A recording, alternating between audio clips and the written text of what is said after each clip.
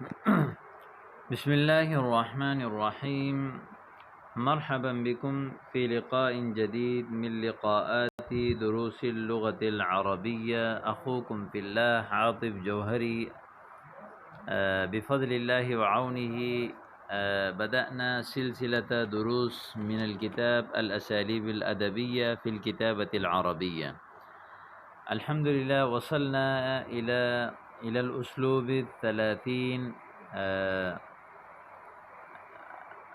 ودرسنا اليوم حول أسلوب وإني لا إذ. معناه في الأردية وإني لا يقينا میں، إذ اچانک، وإني لا يقينا میں، إذ اچانک. الآن نحن ننظر وكيف نستعمل هذه الأساليب في اللغة العربية. انظروا إلى الكلمات: وإني لسائرة ليلا أمام بيتنا، إذ بعواء كلب أجفلني. وإني لسائرة ليلا، لسائرة سار يسير سيرا، چلنا، لسائرة ليلا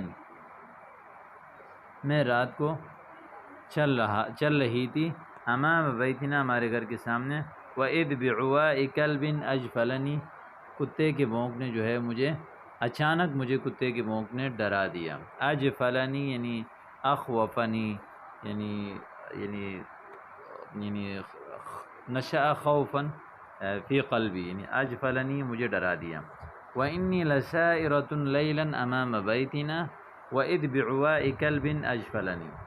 یقیناً میں اپنے گھر کے سامنے چل رہی تھی رات میں، اچانک کتے کے بھونک نے مجھے ڈرا دیا. وَإِنِّي لَمُتَوَسِّدٌ مِخَدَّتِي أَنْتَظِرُ غَفْوَتِي وَإِذْ بِصَوْتِ مُنَادَاتِ أَبِي. وَإِنِّي لَمُتَوَسِّدٌ مِخَدَّتِي.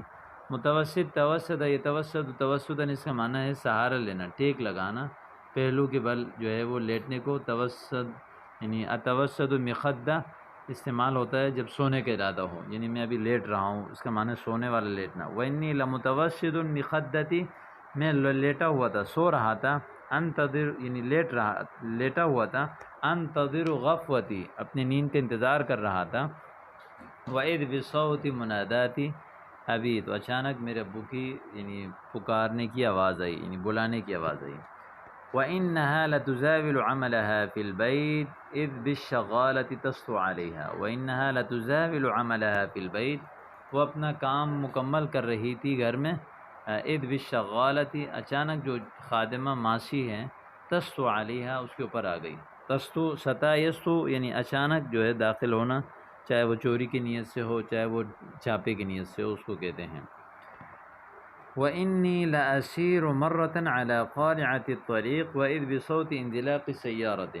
وَإِنِّي لَأَسِيرُ مَرَّةً عَلَى قَارِعَةِ الطَّرِيقِ ایک مرتبہ میں راستے کے کنارے پر چل رہا تھا. وَإِذْ بِصَوْتِ انزلاق سَيَّارَةٍ اچانک گاڑی کی پھسلنے کی آواز آئی. انزلق ينزلق انزلاق پھسلنا. وَإِنَّهُ لَفِي تِلْكَ الْغَمَرَاتِ وَاللُّجَجِ بے شک وہ ان مصائب، غمرات غمرتن کی جمع ہے، غمرہ مصیبت، مصائب شدائد، لجج یعنی لجہ کی جمع ہے، لجہ کہتے ہیں مسلسل کام، یعنی بے شک میں مصائب اور پے در پہ کاموں میں پھنسا ہوا تھا. اذ بالرحمت تنتشلہ الی بر الامان والسعادتی تو اچانک رحمت کے ساتھ جو ہے وہ تنتشلہ آپ یعنی وہ جو ہے وہ اس کو جو ہے وہ نکال رہی تھی الی بر الامان والسعادتی امان اور سعادت کی، بر الامان امان اور سعادت کی خشکی کی طرف. انتشل ینتشل انتشال اس کا معنی ہوتا ہے یعنی انتزع یعنی سحب، انقذ یعنی اخرج اس کا معنی ہوتا ہے نکالنا، یعنی عموماً یہ استعمال ہوتا ہے پانی میں ڈوبنے والے کے لیے، یعنی جیسے جاء رجال الانقاذ لینتشلوا جثة من البحر، یعنی تاکہ بحر سے جثہ نکالیں، یعنی جیسے